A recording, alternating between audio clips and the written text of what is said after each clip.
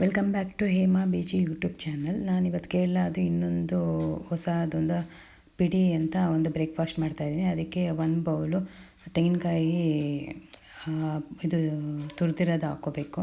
So ಅದೊಂದು ತೆಂಗಿನಕಾಯಿ ಹಾಲು ತೊಗೋಬೇಕು. 2 ಬೌಲಷ್ಟು ತೆಂಗಿನಕಾಯಿ ಹಾಲು ತೊಗೋಬೇಕು.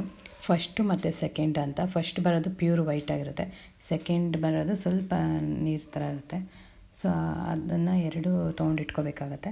ಮತ್ತು ಒಂದು ಬಾಣಲಿ ತೊಗೊಂಡು ಅದಕ್ಕೆ ಪುಟ್ಟು ಪುಡಿ ಒಂದು ಗ್ಲಾಸಷ್ಟು 1 ಗ್ಲಾಸಷ್ಟು ಪುಟ್ಟು ಪುಡಿ ಹಾಕ್ಕೊಂಡು ತೆಂಗಿನಕಾಯಿ 1 ಇಡಿ ಹಾಕ್ಕೊಂಡು ಅದ್ರ ಚೆನ್ನಾಗಿ ಮಿಕ್ಸ್ ಮಾಡಿಕೊಂಡೆ.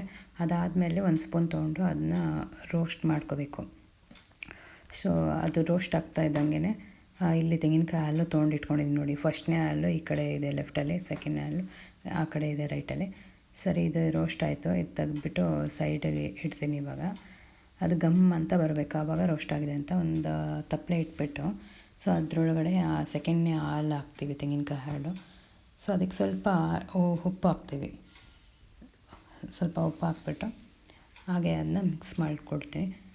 ಬೇಕಾದರೆ ನಾವು ಅದು ಪುಟ್ಟು ಪುಡಿ ರೋಸ್ಟ್ ಮಾಡಿರ್ತೀವಲ್ಲ ಅದಕ್ಕೂ ಬೇಕಾದ್ರೆ ಹಾಕ್ಬೋದು. ನಾನು ಇದಕ್ಕೆ ಹಾಕ್ಕೊಂಡೆ ಒಂದೇ ಸಲ. ಸೊ ಅದಾಗಿದ ತಕ್ಷಣ ಇದು ಚೆನ್ನಾಗಿ ನೀರು ಬಿಸಿ ಆಗಬೇಕು ನೋಡಿ, ಕೊತ ಅಂತ ಕುದೀತಾ ಇದೆ. ಸೊ ಈ ಥರ ಆದಮೇಲೆ ಅದನ್ನು ತೊಗೊಂಡು ಈ ರೋಸ್ಟ್ ಮಾಡಿರ್ತೀವಲ್ಲ ಪುಟ್ಟು ಪುಡಿ ಇದಕ್ಕೆ ಮಿಕ್ಸ್ ಮಾಡ್ಕೊಂಡು ಸ್ವಲ್ಪನೇ ನೀರು ಹಾಕ್ಕೊಂಡು ಚೆನ್ನಾಗಿ ಕಲಿಸ್ಕೋಬೇಕು. ನಾನು ಸ್ಪೂನಲ್ಲಿ ಕಲಿಸ್ಕೊಳ್ತಾ ಇದ್ದೀನಿ, ಯಾಕಂದರೆ ತುಂಬಾ ಬಿಸಿ ಇದೆ. ಸೊ ಅದು ಬೇಕಾದ್ರೆ ಒಂದು 2 ನಿಮಿಷ 3 ನಿಮಿಷ ತಣ್ಣಗಾದಮೇಲೆ ಆಮೇಲೆ ನಾನು ಅದನ್ನ ಒಂದು ಪ್ಲೇಟಿಗೆ ಹಾಕ್ಕೊಳ್ತೀನಿ. ಎಲ್ಲ ಬಾಣಲಿಲೆಲ್ಲ ಮೊದಲು ಸ್ಪೂನಲ್ಲಿ ಮಿಕ್ಸ್ ಮಾಡಿಕೊಂಡು ಒಂದು ಪ್ಲೇಟಿಗೆ ಹಾಕ್ಕೊಂಡ್ಬಿಟ್ಟು ಆಮೇಲೆ ಕೈಯಲ್ಲೇ ನಿಧಾನವಾಗಿ ನೀಟಾಗಿ ನಾದ್ಕೋಬೇಕು. ಅಂದರೆ ಈಗ ನಾವು ಅಕ್ಕಿ ರೊಟ್ಟಿಗೆ ಹೆಂಗೆ ಮಾಡ್ಕೊಳ್ತೀವಿ ಅದೇ ಥರ ಅದನ್ನ ನೀಟಾಗಿ ಚೆನ್ನಾಗಿ ನಾದ್ಕೋಬೇಕು. ಒಳ್ಳೆ ಚಪಾತಿ ಹಿಟ್ಟು ಹೇಗೆ ಕಲಸಿರ್ತೀವಿ ಆ ಥರ ಚೆನ್ನಾಗಿ ನಾದಿ ಇಟ್ಕೋಬೇಕು ನೋಡಿ. ಎಲ್ಲ ಈ ಪ್ಲೇಟಿಗೆ ಸರ್ವ್ ಮಾಡಿಕೊಂಡೆ.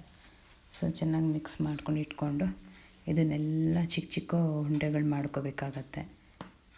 ಕೇರಳದಲ್ಲಿ ಯಾವುದೇ ಒಂದು ಫಂಕ್ಷನ್ ಬಂದ್ರೂ ಇದೇ ಥರನೇ ಎಲ್ಲ ಒಂದು 2-3 ಜನ ಕೂತ್ಕೊಂಡು ಈ ಉಂಡೆನ ರೆಡಿ ಮಾಡ್ತಾರೆ. ಯಾಕಂದರೆ ತುಂಬ ಜನ ಇರೋದ್ರಿಂದ ತುಂಬ ಉಂಡೆಗಳು ಬೇಕಾಗುತ್ತೆ. ನಮಗೆ ಇಬ್ಬರು ಇರೋದ್ರಿಂದ ಒಂದು 10-12 ಉಂಡೆ ಸಾಕು, 6 ತಿಂದರೆ.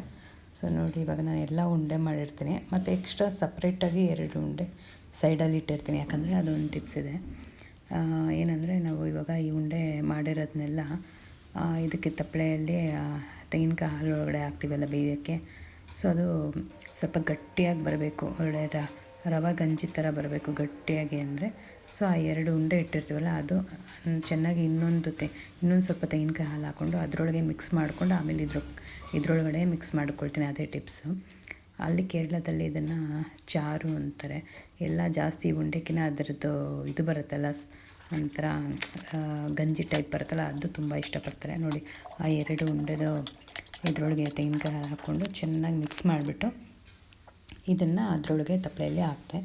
ಸೊ ಒಂದು 10-15 ನಿಮಿಷ ಚೆನ್ನಾಗಿ ಜೋರು ಉರಿಯಲ್ಲಿ ಕೊಟ್ಟಿದ್ರೆ ಅದು ಚೆನ್ನಾಗಿ ಬೇಯಬೇಕು ನೋಡಿ. ಆಗಿದೆ. ಇಷ್ಟ ಆದರೆ ಈ ವಿಡಿಯೋ ಲೈಕ್ ಮಾಡಿ, ಸಬ್ಸ್ಕ್ರೈಬ್ ಮಾಡಿ. ತುಂಬಾ ಚೆನ್ನಾಗಿದೆ. ಇದಕ್ಕೆ ವಿತೌಟ್ ಕರಿ, ಚಿಕನ್ ಕರಿ ಕೇರಳದಲ್ಲಿ ಮಾಡ್ತಾರೆ, ವಿತೌಟ್ ಕರಿನೂ ನಾವು ತಿನ್ಬೋದು.